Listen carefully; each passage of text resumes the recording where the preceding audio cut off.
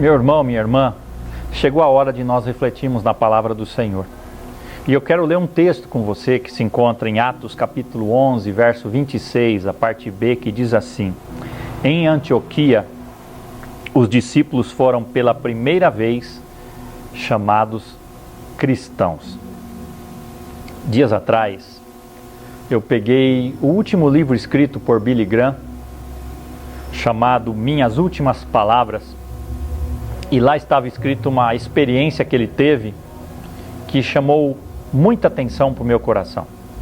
E lá está escrito assim, abre aspas: certo dia em Madras, um estudante hindu me disse: eu me tornarei um cristão no dia em que encontrar um de verdade.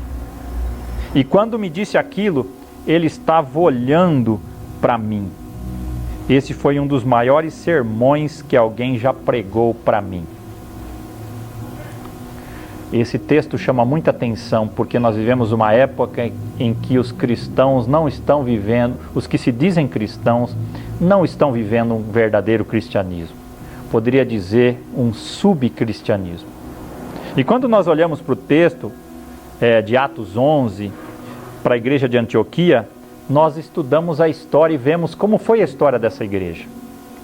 Os apóstolos Paulo e Barnabé passaram cerca de um ano anunciando e ensinando o evangelho para aqueles irmãos, e ali eles fundaram em Antioquia uma igreja muito forte, e foi a primeira igreja entre os gentios.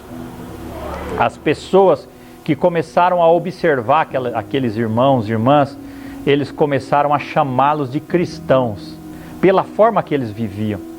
É muito interessante isso, porque às vezes nós falamos que somos cristãos, mas neste caso, eles não falaram que eram cristãos. As pessoas viam a maneira como eles viviam e começaram a chamá-los de cristãos, de pequenos cristos, de imitadores de Cristo. E, como eu disse, o tema de hoje é sendo cristão num mundo tão diverso. A primeira vez que é citada a palavra cristão na Bíblia é nessa passagem que eu li em Atos capítulo 11. Os irmãos de Antioquia foram pela primeira vez chamados de cristãos. Como é para nós hoje vivermos uma vida ou sermos cristãos num mundo tão confuso, diverso e complicado que nós vivemos? Mas antes de falarmos como é ser cristão no mundo conturbado, é importante nós entendermos o que é ser cristão. O que é um cristão? O que é um seguidor de Jesus? Tem muita gente que diz que se nós nascemos num lar cristão, somos cristãos. Tem muita gente que diz que se nós tivermos pais cristãos, então automaticamente nós somos cristãos. Mas Deus não tem netos, não tem sobrinhos, não tem parentes, Deus tem apenas filhos. A Bíblia diz que você e eu não podemos herdar a salvação dos nossos pais. Não é algo genético, não é algo que é passado de pai para filho, não é sobre carne ou sangue, não é sobre o desejo do homem. Não há nada que você possa fazer para automaticamente ser aceito no reino de Deus.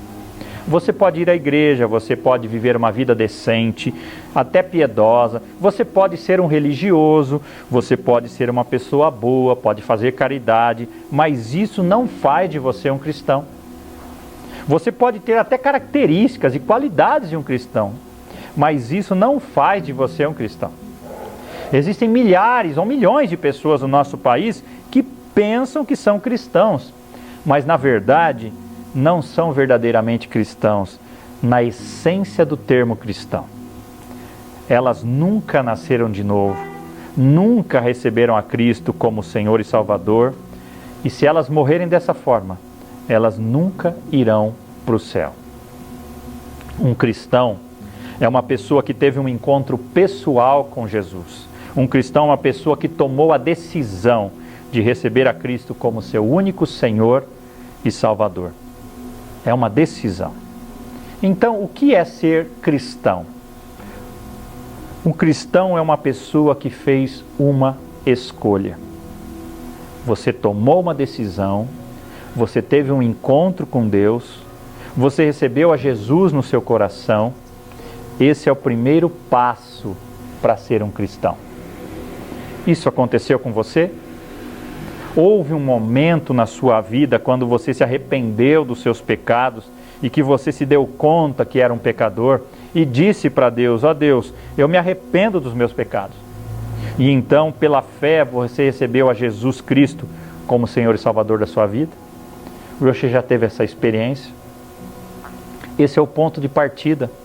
Tem muita gente tentando viver uma vida cristã, mas Cristo não vive em seus corações.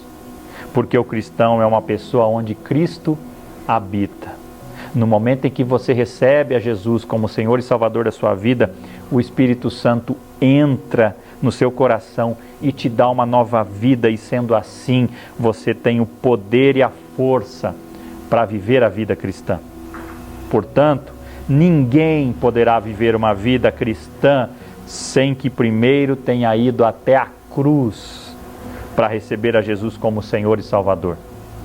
Cristo morreu numa cruz, Cristo derramou seu sangue pelos nossos pecados, mas você precisa ir até Ele e receber a Cristo. É uma escolha, é uma decisão que eu não posso fazer por você, que o seu pai, a sua mãe, ninguém, nenhuma outra pessoa pode fazer. É uma escolha pessoal, é uma decisão pessoal, é um ato do seu desejo. Intelectualmente você pode até me dizer: eu acredito nisso, pastor, mas isso não é suficiente. Emocionalmente você pode até ter vivido uma experiência, mas isso não é suficiente. Pela vontade, pelo desejo, pela escolha, você deve dizer: eu recebo Cristo, eu dou a minha vida, eu entrego a minha vida a Jesus. E então, depois disso, algo mais deve acontecer. Uma mudança tem que acontecer ou tem que ocorrer na sua vida. A Bíblia diz que as coisas velhas se passaram e eis que tudo se fez novo. Um verdadeiro cristão, ele experimenta mudanças. Deve haver uma mudança definitiva da forma que você vive, dos seus pensamentos, uma mudança na sua atitude, uma mudança na sua atitude com relação a Deus, com relação às pessoas. Você deve amar a Deus de uma forma extraordinária. Você deve colocar Deus antes das suas escolhas pessoais, antes das suas decisões pessoais. Deus deve ocupar o primeiro lugar. Deve haver uma mudança na sua atitude em relação a você mesmo. Deve haver uma mudança na sua atitude com relação às outras pessoas. Você não deve ser mais egocêntrico, não deve ser mais egoísta, não deve mais fazer as coisas para agradar a si mesmo. Mudanças acontecem quando a pessoa é cristã. Deve haver uma mudança em relação ao seu próximo. Você deve amar ao seu próximo como a você mesmo. Portanto, o cristão, ele toma uma escolha, ele toma uma decisão, ele faz uma escolha e depois uma mudança acontece na sua vida. Tem que ocorrer uma mudança na sua vida. As coisas velhas se passaram e eis que tudo se fez novo. Me lembrei da história de um homem lá da época do Velho Oeste americano, aquelas cidades onde aqueles cavaleiros chegavam e ele também montava um cavalo. Naquela rua principal da cidade havia um bar e do outro lado da rua havia uma igreja. E aquele homem todos os dias chegava a cavalo, parava na frente do bar, ia lá jogar e beber. Mas certo dia ele parou o cavalo do outro lado, em frente à igreja. E o balconista do bar foi até ele, achou estranho e perguntou para ele: qual é o seu problema? Você parava seu cavalo em frente do bar, por que agora se está parando aqui? E ele olhou e disse para aquele balconista: o que acontece é que eu me converti ontem à noite. Eu recebi a Cristo. Eu mudei o meu local de parada. É isso que deve acontecer, meu irmão e minha irmã, quando uma pessoa se torna um cristão. Ela muda o local de parada, ela muda os seus hábitos. É uma verdadeira mudança. Se não há evidência de mudança na sua vida, é melhor verificar se de fato você é um verdadeiro cristão. Porque se a sua vida não mudou, se você não produz o fruto que Deus te deu quando recebeu a Cristo, então você deve começar a duvidar se de fato você recebeu a Cristo. Porque para os filhos de Deus, uma mudança ocorre. Jesus disse: pelos seus frutos os reconhecerão. Pelos seus frutos. Você pode me perguntar, quais são esses frutos?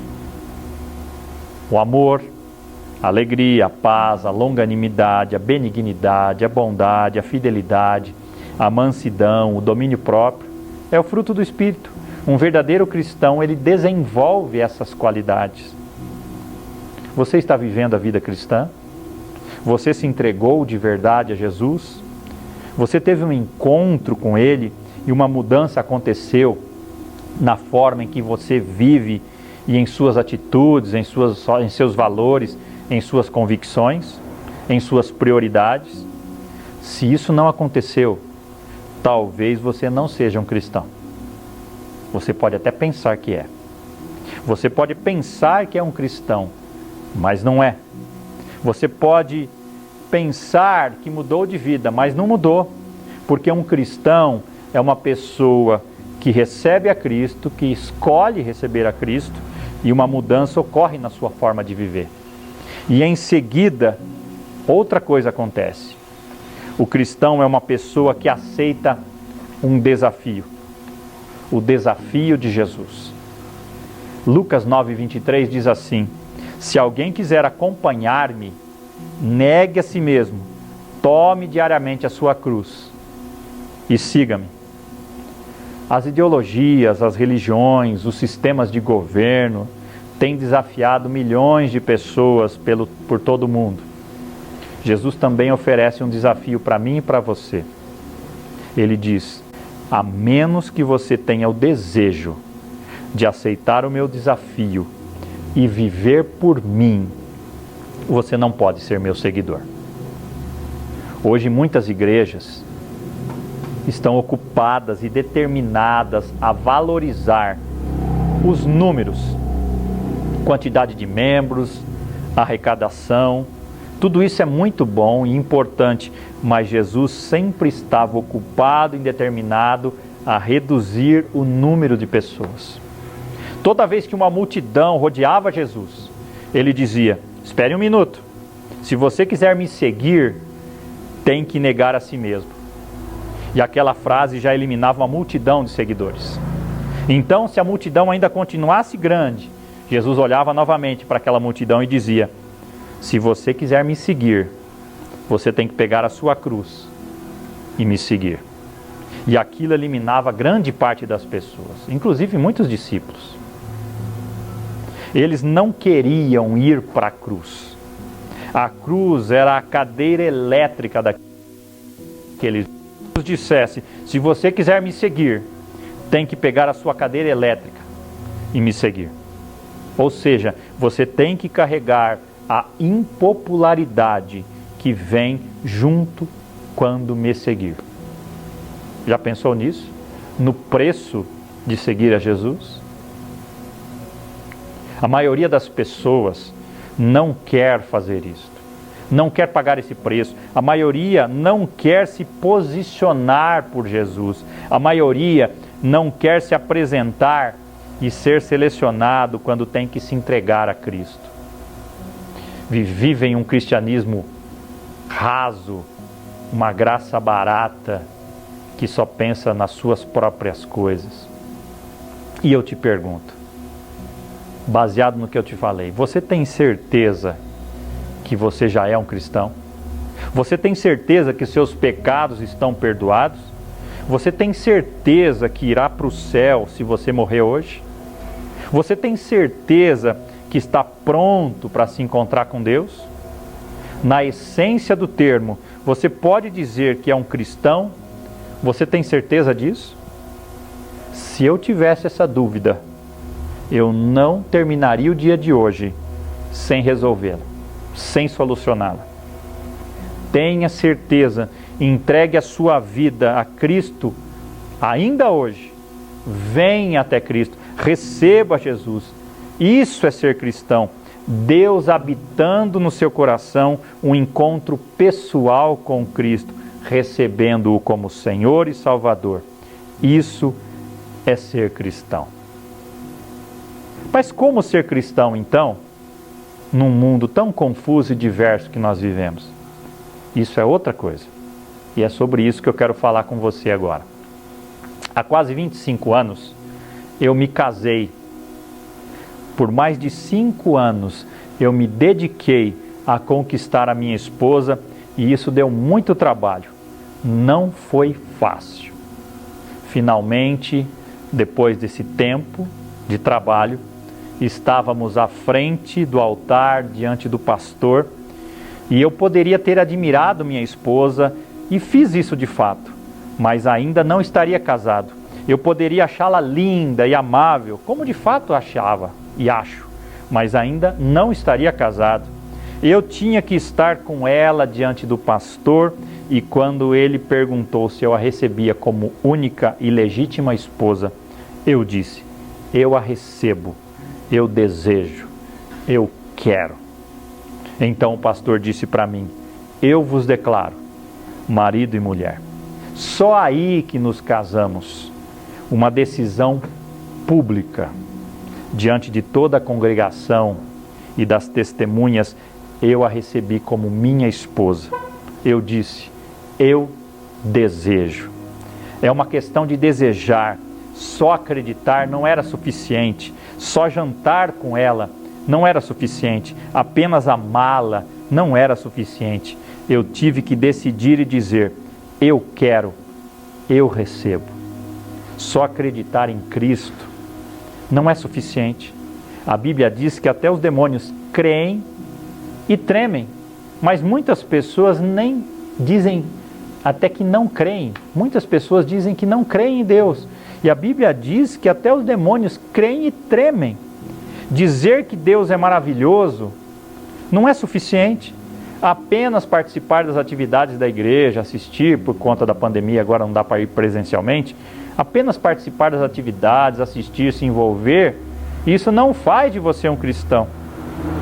Você tem que decidir, você tem que dizer que deseja recebê-lo como seu único e suficiente Senhor e Salvador. Você já fez isso? Mas então eu descobri algo que muitos casais, muitos jovens, muitas pessoas não pensam a respeito. A cerimônia do casamento é apenas o começo. Quando você recebe a Jesus, é só o começo. É apenas o começo. 10, 20, 30, 40, 50, 60 anos vocês vivem juntos, trabalham juntos, suas vidas se entrelaçam. Casamento é um trabalho, não é lua de mel o tempo todo. O meu, muitas vezes, tem momentos de lua de mel, mas também tem momentos difíceis. E eu creio que o seu também é assim. Eu tenho um amigo meu que diz assim que o casamento é um céu. Às vezes ele está azul, ensolarado, mas às vezes tem nuvens, está nublado, raios, tempestades. Mas o céu continua, o casamento continua sendo um céu. E por trás de todas aquelas nuvens, o sol da justiça brilhará. A vida cristã é do mesmo jeito. Você diz a Cristo: eu desejo, eu recebo. E a Bíblia diz que é seu casamento com Cristo. Jesus é o noivo. Você e eu somos a noiva de Cristo. Mas agora vem os anos de seguir e viver por Cristo e com Cristo. Por Ele e para Ele. Se você quer crescer, tem que seguir certas regras. Você precisa crescer. A Bíblia diz que você, logo depois que recebe a Cristo, é um bebê, apenas um bebê. Você não é um cristão crescido, um cristão maduro. Você vai ao culto no domingo, seguinte à sua decisão, e muitos podem perguntar: vamos ver até quando ele vai levar isso a sério. Vamos ver se foi de verdade uma conversão. Ao invés disso, ao invés das pessoas pensarem isso, deveriam se aproximar desses novos cristãos e ajudá-los a crescer, encorajá-los, amá-los, dar os primeiros passos de fé com eles. Você deve crescer, mas infelizmente nós temos presenciado uma tragédia na vida das igrejas, algo terrível. Muitos cristãos não crescem, continuam bebês na fé. Depois de 20 anos de vida na igreja, continuam tomando seu leitinho espiritual. Não conseguem desenvolver, não estudaram, não cresceram. Vão a um culto de oração e o pastor diz, cada um vai dizer um versículo que memorizou da Bíblia. E o primeiro diz, João 3,16, porque Deus amou o mundo de tal maneira, e você pensa, ixi, ele pensou o versículo que eu ia falar. Era tudo o que você sabia. Você não leu a Bíblia. Se alguém te convida para orar, você diz, desculpe, mas eu não sei orar. E continua dizendo ainda que é um cristão. Não cresce. Continua sendo uma criança depois de muitos anos de cristianismo. Após tomar uma decisão de viver para Cristo, você entra em um período de adaptação. A sua vida mudou. O crescimento cristão precisa começar, a não ser que você queira continuar a ser um bebê espiritual. Algumas pessoas, meu irmão, minha irmã, nunca crescem espiritualmente e muitas de nossas igrejas estão cheias de bebês espirituais. Essas pessoas são as mais infelizes na terra, porque não se sentem à vontade com Cristo e também não se sentem à vontade com o mundo. Elas querem os dois ao mesmo tempo. E isso não dá certo. Como no nascimento natural, o novo nascimento é um evento, mas o crescimento é um processo que dura toda a vida. John Wesley, evangelista ou avivalista da Inglaterra, ele disse certa vez uma frase: a conversão ou o novo nascimento tira o cristão do mundo. A santificação tira o mundo do cristão. A vida cristã, meu irmão e minha irmã, é crescimento. Você começa como criança, mas tem que crescer. Temos que crescer na graça e no conhecimento de Jesus. 2 Pedro 3,18 diz assim: cresçam, porém, na graça e no conhecimento de nosso Senhor e Salvador Jesus Cristo. Mas agora eu quero ver com você alguns pontos importantes para sermos cristãos num mundo tão diverso. Meus irmãos, um dos pontos importantes para sermos ou vivermos ou sermos cristãos num mundo tão diverso é a oração, é a vida de oração.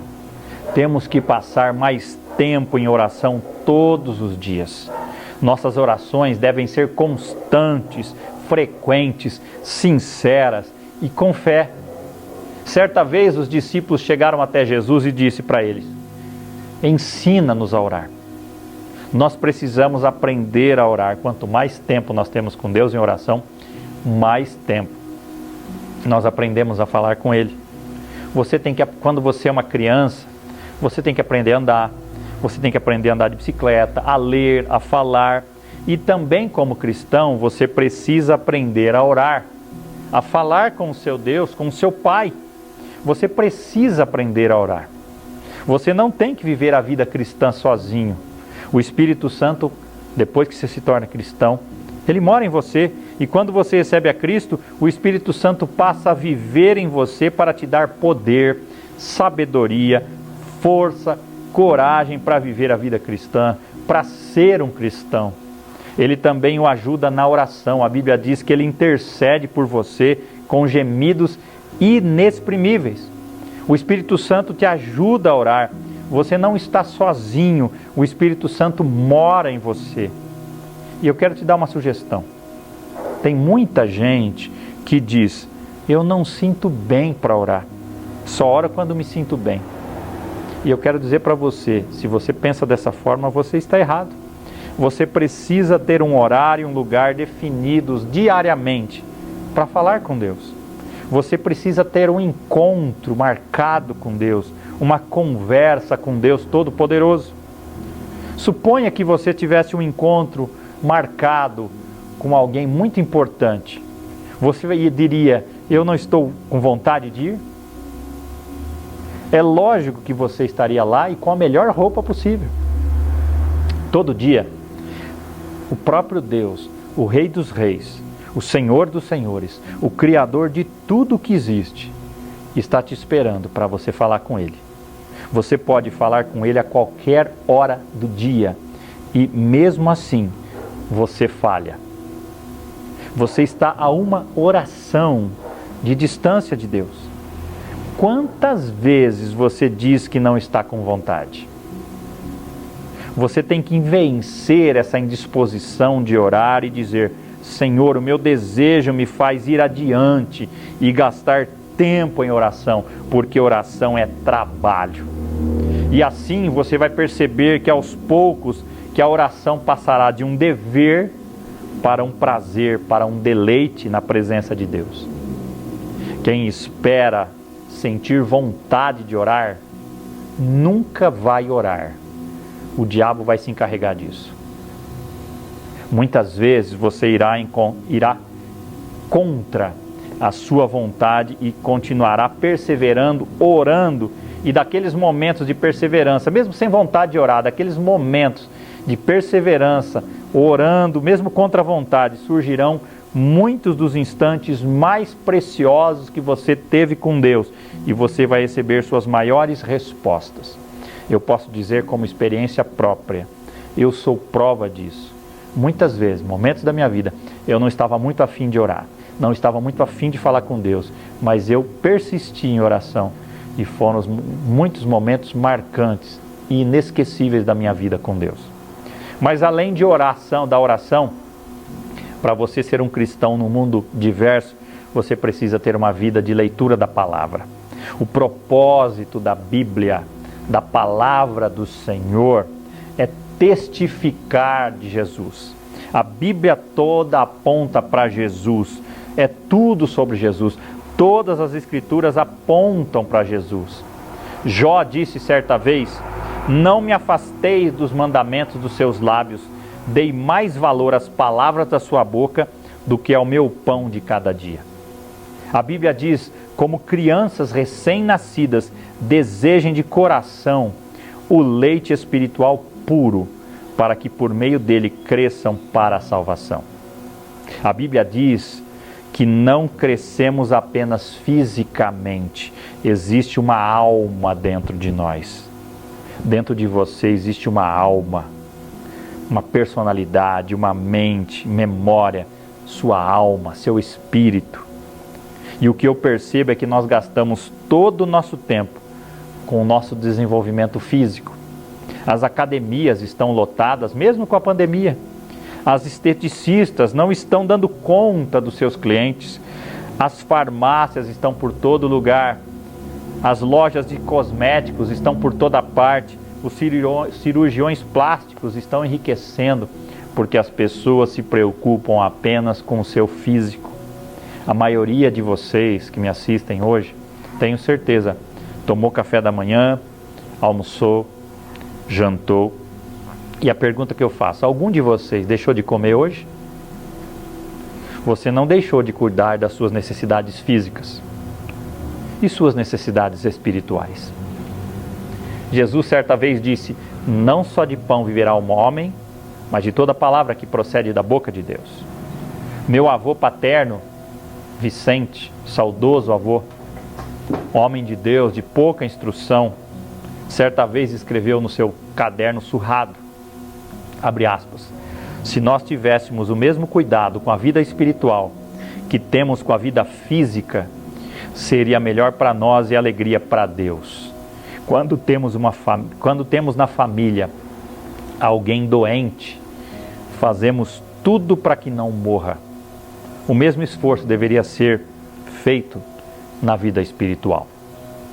Cuidamos muito do nosso físico e esquecemos da nossa alma, que vai durar eternamente.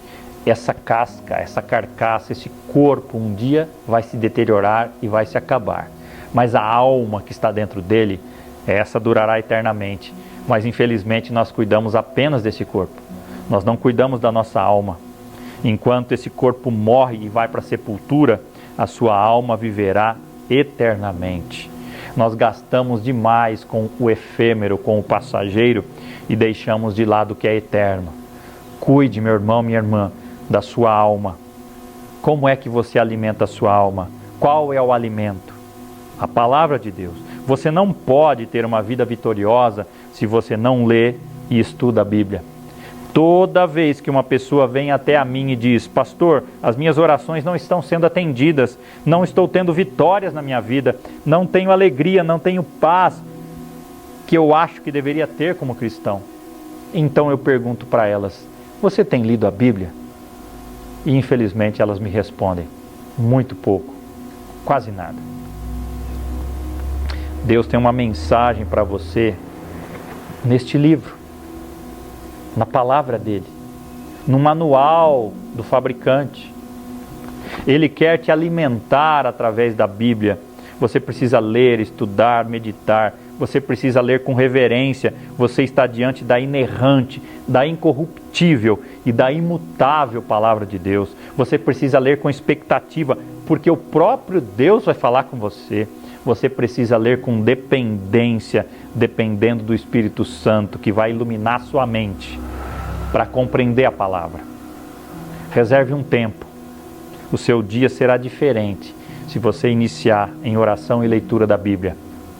Faça da palavra de Deus a primeira palavra do seu dia e a última palavra do seu dia. Que Deus tenha a primeira palavra do seu dia e a última palavra do seu dia. Mas além de ter uma vida de oração, de ter uma vida de leitura da palavra do Senhor, você precisa ter uma vida disciplinada. A vida cristã é uma forma de renúncia. Jesus certa vez disse: é estreita a porta e apertado o caminho que leva à vida. A Bíblia diz que o cristão é um soldado que tem que sofrer. 2 Timóteo 2,3 diz assim: suporte comigo os meus sofrimentos, como bom soldado de Cristo Jesus. O cristão é como um lutador de boxe, que fortalece o seu corpo. Em todo o Novo Testamento, lemos palavras como lute, corra, trabalhe, suporte, resista, agonize, para descrever a vida cristã. Devemos ter uma vida disciplinada. Você e eu precisamos disciplinar a nossa mente, filtrar o que passa pela nossa mente, filtrar o que nós vemos, lemos e ouvimos. A Bíblia diz em Filipenses 4,8: tudo que for verdadeiro, tudo que for nobre, tudo que for correto, tudo que for puro, tudo que for amável, tudo que for de boa fama, se houver algo de excelente ou digno de louvor, pensem nessas coisas. Nós precisamos disciplinar nossa língua, cuidar do que nós falamos. Precisamos disciplinar o nosso tempo, aproveitando ao máximo cada oportunidade. Cada segundo que Deus nos dá são como joias, não poderão ser recuperados. Não existe máquina do tempo para voltar e corrigir. Nós precisamos disciplinar o nosso corpo, autocontrole, domínio próprio. Nosso corpo é o templo do Espírito Santo. Temos que viver uma vida disciplinada. Quão pouca disciplina, meu irmão, minha irmã, em nossos dias nós vemos na maneira em que as pessoas vivem. Até aquelas que se dizem cristãos, muitas vezes você será tentado em diversas áreas. Não caia nessa área. Não caia nessa situação. Toda vez que a tentação bater na sua porta, peça para Jesus atender. A falta de disciplina faz com que muitos cristãos falhem. Mas além de ter uma vida de leitura da palavra, uma vida de oração, uma vida disciplinada, você precisa da igreja. Você precisa participar e fazer parte de uma igreja. Você já ouviu falar de Robinson Crusoe? Queria viver sozinho, isolado. Não existe cristão eremita. Ele precisa viver com outros. Você precisa viver junto com a sua família da fé. A Bíblia nunca defendeu essa prática de viver sozinho, isolado. Muito pelo contrário, ela sempre incentivou os irmãos a se reunirem. Hebreus 10, 25 diz assim: não deixemos de nos reunirmos como igreja. A igreja primitiva, meu irmão, minha irmã, sempre se reunia no templo e nas casas. Tinham tudo em comum. É só ler o livro de Atos, capítulo 2, versos 42 a 47, Atos, capítulo 4, 32 a 35, você vai ver que eles se dedicavam no ensino dos apóstolos e à comunhão, no partir do pão, e nas orações, você vai ver que não havia pessoas necessitadas entre eles, pois os que possuíam terras e casas vendiam e traziam e distribuíam tudo o que tinham. O companheirismo cristão não é opcional, ele é essencial, é uma ordem de Deus. Hoje em dia, muitas pessoas não vão à igreja no verão porque está muito quente, não vão no inverno porque está muito frio. E eu confesso sinceramente que eu não sei qual é a temperatura ideal para ir na igreja. E quando chove também não vai, porque está chovendo. Quantas desculpas! Hoje com a pandemia não temos como ir, mas muitos ficam acomodados e nem assistem aos cultos pela internet. E arrumam tantas desculpas. Hoje em dia muitas pessoas não vão à igreja e arranjam milhares de desculpas. A igreja é como uma ligação com muitas ramificações, como se fossem pedras vivas, a Bíblia diz, membros de um só corpo, juntos, uma árvore, uma videira. A igreja pode ter congregações locais. Nós não podemos dizer, faço parte da igreja de Cristo, mas não pertenço a nenhuma igreja local. Você precisa fazer parte de uma igreja local. Aqui nós temos, no nosso país, a igreja de Cristo, o corpo de Cristo, mas que possui ramificações locais. Presbiterianos, luteranos, metodistas, batistas e tantos outros nomes, tantas outras denominações locais. Qualquer que seja o nome ou a denominação, desde que seja um lugar onde Cristo é proclamado, é exaltado e adorado, você deve fazer parte. Você tem que participar de uma igreja local. É lá que você serve e ministra. É lá onde você cultua a Deus junto com os seus irmãos na fé. Você precisa frutificar onde você foi plantado. Você não pode viver uma vida vitoriosa, com alegria no coração, sem estar na igreja, sem fazer parte da igreja, sem ser igreja. Tem gente que diz estar procurando uma igreja perfeita. E eu posso dizer para você que você nunca vai encontrar. Eu já procurei por isso. Você nunca vai encontrar, porque quando você entrar nessa igreja, se você encontrá-la, essa igreja não mais será perfeita. Jesus tinha um pequeno grupo de homens, 12 pessoas próximas dele. E mesmo aqueles 12 que andavam todos os dias com Jesus, eles eram imperfeitos. Um deles traiu Jesus, Judas. Pedro negou Jesus. E os outros saíram correndo, sumiram quando Jesus foi crucificado. Não existe nenhum corpo perfeito na terra. Faça parte de uma igreja e trabalhe para Jesus, fazendo parte de uma igreja local. Quero desafiar você a fazer parte de uma igreja, da nossa se você quiser, se você ainda não faz parte de alguma. E a última coisa, além de ter uma vida de oração, de leitura da palavra, de vida disciplinada, de fazer parte de uma igreja, você precisa dar testemunho de vida. Como é que você testemunha a sua vida? Como você testemunha na forma como você vive. Pelo exemplo, pelas atitudes, pela graça, pelo sorriso, pela cortesia, pela educação, pela excelência. Dessa forma você testemunha o Cristo que você serve, pelo exemplo. Se você tem uma vida transformada, Cristo irradia através de você. Outras pessoas serão atraídas e vão perguntar: qual é o seu segredo? E você vai dizer: eu conheço a Jesus. Uma oportunidade de testemunhar por Cristo. Testemunhe a sua vida diária, no seu trabalho, na sua família, na sua vizinhança, onde você estiver. Podemos testemunhar na maneira como fazemos o nosso trabalho, na maneira como tratamos os nossos cônjuges, nossos filhos, nossos parentes, nossos amigos, nossos vizinhos, colegas de classe, colegas de trabalho, na maneira como lidamos com o nosso tempo, com o nosso dinheiro. Faça tudo para a glória de Deus. Você é um cristão. A Bíblia diz que somos embaixadores de Cristo, somos separados para Cristo, devemos ser testemunhas em uma geração perversa, em um mundo diverso. Em todo lugar nós vemos mentiras, hipocrisia, desonestidade, corrupção, materialismo, egoísmo, individualismo. E ser cristão é viver na contracultura, na contramão da sociedade. Entregue a sua vida para Jesus. Deixe que Ele viva em você. Seja luz nas trevas, sal na terra. Exale o perfume de Cristo. Deixe que as pessoas saibam a sua posição ou quem você é. Viva uma vida pura, honesta, saudável e limpa. Para concluir, meu irmão, minha irmã, eu quero te fazer algumas perguntas. Depois de tudo que eu falei para você, você tem certeza que você é um cristão? Você vive essa vida que eu falei? Você teve um encontro com Deus? Houve uma mudança na sua vida?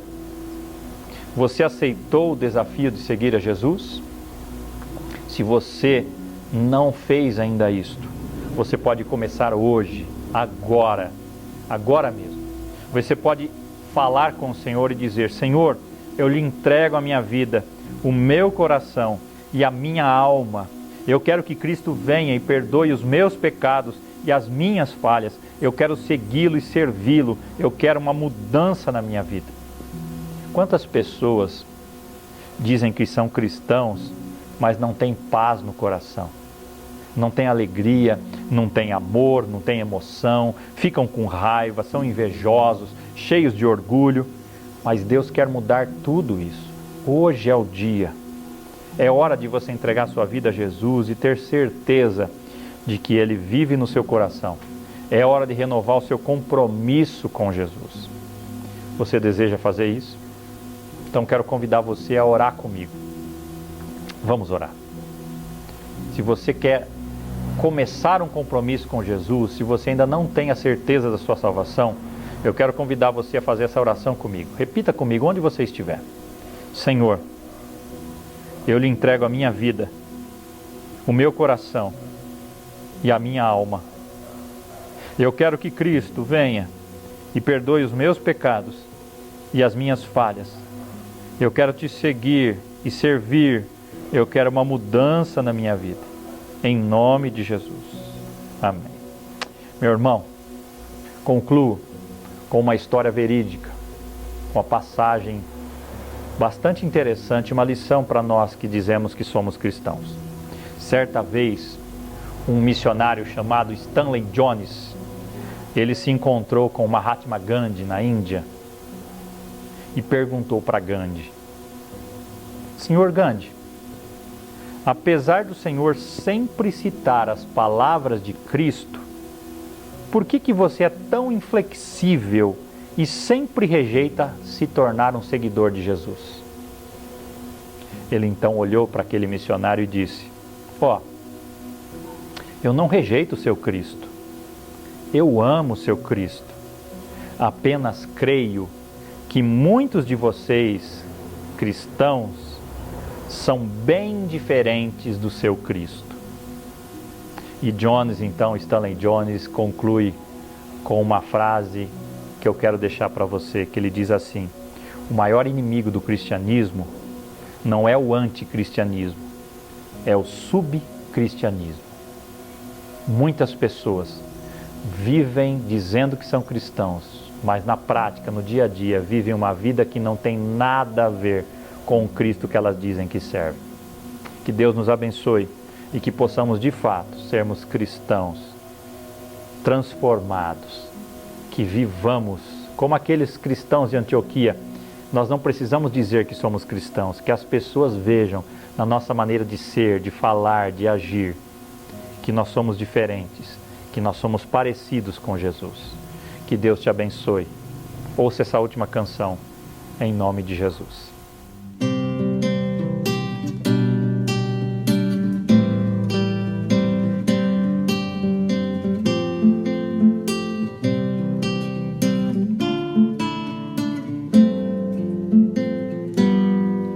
Minha vida entrego a ti, os meus sonhos entrego a ti. Faz de mim vaso novo, com coração novo, vaso de barro em tuas mãos. Reconheço que posso errar, mas eu sei que existe o perdão. É por causa do sangue que foi derramado, por causa do seu grande amor. Tu és Senhor do universo, és o Filho de Deus, tu és o Cordeiro Santo que morreu numa cruz. Teu sangue é precioso, venceste a morte, estás assentado ao lado de Deus, Deus Pai.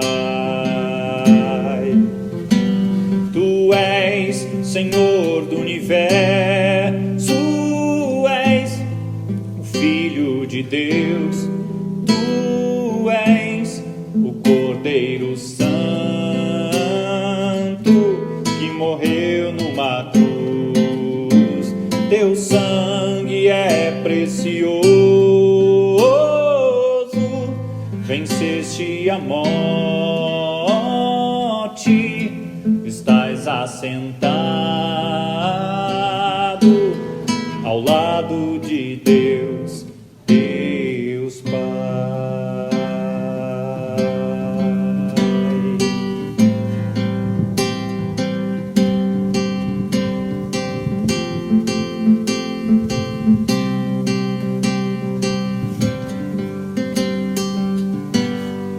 Deus Pai.